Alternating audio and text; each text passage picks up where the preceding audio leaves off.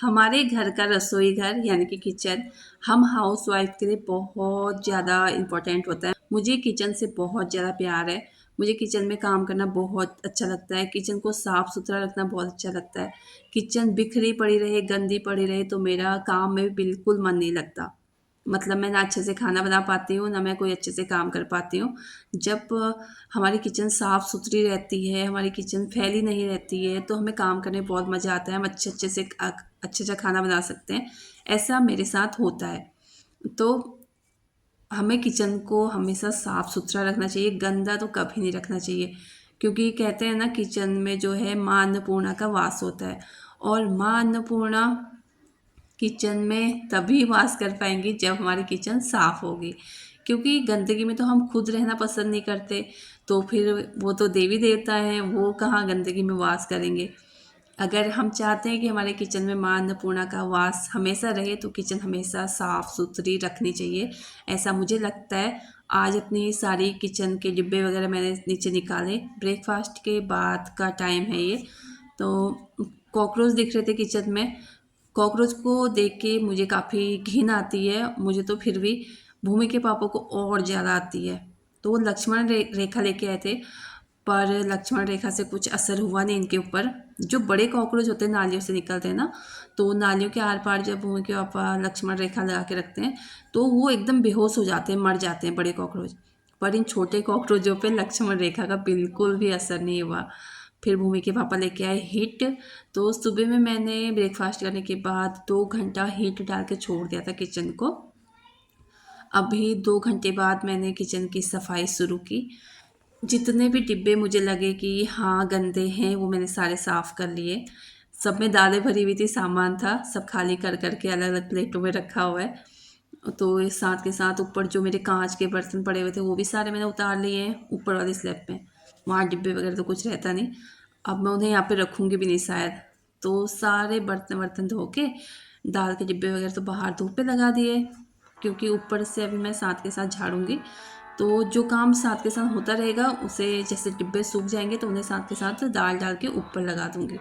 ऐसा मैंने सोचा है, ज़्यादा नहीं बिखेरूँगी किचन को।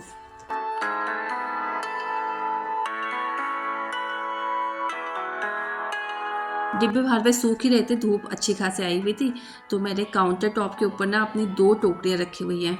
टोकरी बोलेंगे, स्टैंड बोलेंगे इन्हें। इनमें छोटा-मोटा सामान रहता है। तो जो-जो मुझे लग स्टैंड तो मुझे धोने ही थे, मुझे ऐसा लग रहा था इनके जो पाइप होते हैं ना, इनके अंदर भी शायद कॉकरोच के अंडे हैं, तो मैंने सारे धोए थे गर्म पानी से। अभी सारे स्टैंड बाहर निकाल दिए ना मैंने और डिब्बे जो हैं वो सूख चुके थे। तो यहाँ पे एक के बाद एक दालें मैंने डाली है सारी। ऊपर वाला एरिया मैंने ज़्यादा डीपली नहीं किया है क्योंकि दीवार की सफाई करनी ही है। ये जो मैंने बिछाए हुए हैं कागज़ वगैरह वो नहीं उठाए, क्या बोलेंगे वॉलपेपर जैसे, वो ऐसे ही मैंने बस झाड़ू से झाड़ लिया था। मोटा-मोटा मतलब ऐसे उठाए नहीं उन्हें। बस मुझे मेन सफाई करनी है नीचे की, क्योंकि कॉकरोच नीचे काउंटर टॉप में और उसके नीचे दिख रहे हैं, ऊपर नहीं है, एक भी कॉकरोच ऊपर नहीं है। अभी बीच में टाइम आ गया था दोपहर के खाने का। मैं बना रही हूँ काले चने की दाल और चावल, क्योंकि सफाई तो मैं करती रहूँगी पर साथ के साथ मुझे घर वालों का भी देखना है, उन्हें भी भूख लग रही होगी। मैं यहाँ पे दाल छौंकने लगी थी, तो देखते ही देखते चावल मेरे बन के हो चुके हैं तैयार। इसी बीच मैंने जब दाल को तड़का लगा दिया था ना, तो दाल में भी 1 सीटी आ गई तो बंद कर दी मैंने गैस। और बाहर पे भी सारी टोकरियाँ मेरे इंतज़ार कर रही हैं स्टैंड। एक पतीले में मैंने पानी लिया, उसमें 1 मुट्ठी के करीब मैंने सरफ़ डाला और उस पानी को कर लिया गरम। तो इस तरीके से जब हम किचन के बर्तन वगैरह धोते हैं ना, वो बहुत अच्छे से साफ़ हो जाते हैं। ज़्यादा मेहनत भी नहीं लगती और बहुत अच्छे से चमकने भी लगते हैं। तो मैंने यहाँ पे एक के बाद एक सारी टोकरियाँ धोनी शुरू कर दी।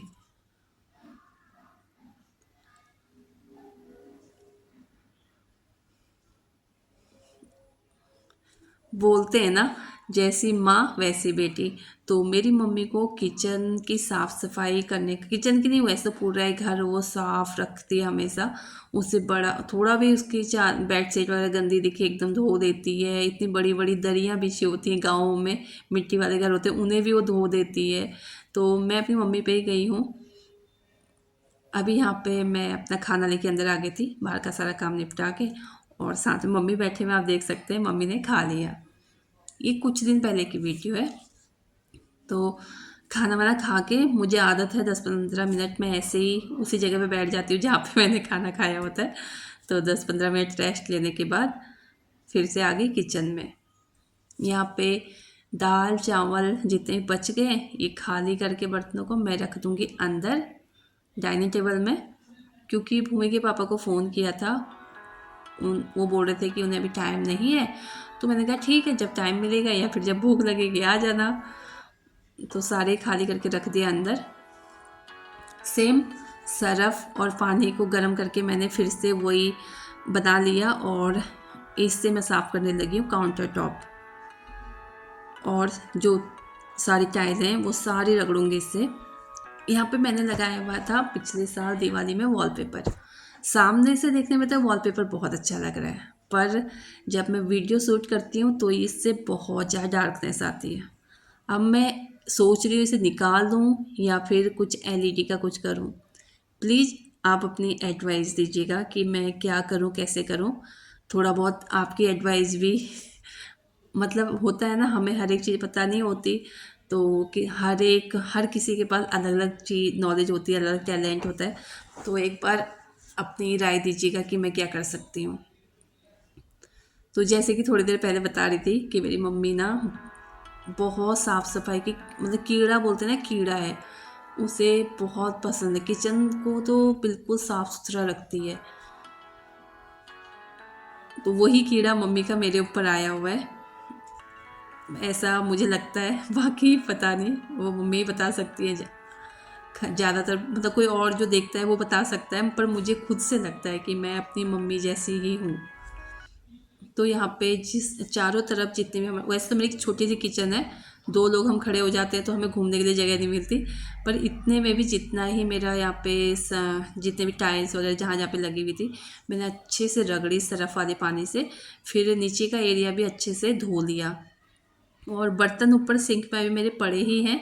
नीचे की सफाई पहले इसलिए कर रही हूँ क्योंकि टाइल्स हैं और बच्चे अंदर बाहर भागते हैं। ये जो किचन है मेरा, हमारा जो बेड़ा है, मतलब ये किचन का जो पानी है वहीं जाता है। तो मुझे डर था कि बच्चे घर में ही अंदर बाहर करेंगे, कोई फिसल ना जाए, इसलिए मैंने पहले सारी नीचे की सफाई की। फिर उसके बाद सारे बर्तन वॉश किए।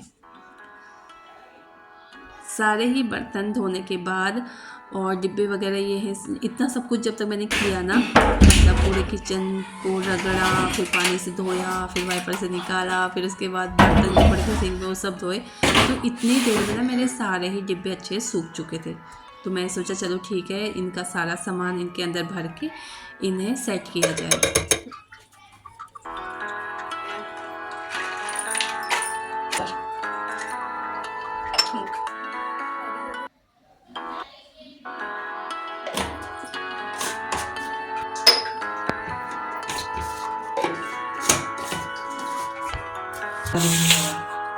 ये है अजवाइन, ये है जीरा, ये है मेथी, इसको ऐसे रखते हैं ऐसे। इसके आगे रखते हैं चाय पत्ती, आगे रहेगी हल्दी, ठीक है। पर हल्दी तो थोड़ा बहुत सफाई और छोटा सा चेंज पूरी किचन की लुक मतलब बदल जाती है। तो आपको नीचे से दिखाना स्टार्ट कर रही थी। लहसुन की टोकरी रखी है, प्याज की टोकरी रखी है, और बड़े बर्तन है, आटा चावल के डिब्बे हैं। ये एक स्टैंड है, इसमें मैंने आलू रखे हुए हैं। और ये हमारा काउंटर टॉप, जो कि शाम का टाइम है और अभी बन रही है मम्मी की चाय। तो चलिए आपको दिखाती हूँ। जो ये वाला कॉर्नर है ना, इस पे काफ़ी, यहाँ पे दोनों स्टैंड मैंने रखे हुए थे, जिसमें अभी नीचे प्याज रखा हुआ है। तो काफ़ी ज़्यादा जगह ले रहे थे दोनों मिलके। फिर मैंने स्टैंड नीचे रख दिया, तो अभी ठीक ठाक स्पेस लग रहा है। और ये पानी का कलश है ना, मैं तो चाहती थी मैं इसे भी कहीं रख दूँ, पर इसे रख नहीं सकती कहीं। और ऊपर वाला एरिया आप देख सकते हैं, नीचे वाली स्लैब में डब्बे सेम जैसे रखे हुए थे वैसे ही हैं, पर सबसे ऊपर वाली जो स्लैब है ना, उसमें मेरे कांच के बर्तन रहते थे। फिलहाल मैंने वो हटा दिए हैं। तो कैसा लग रहा है, मेरी मेहनत आपको कैसी लगी कमेंट करके बताइएगा। Like share and subscribe. Bye.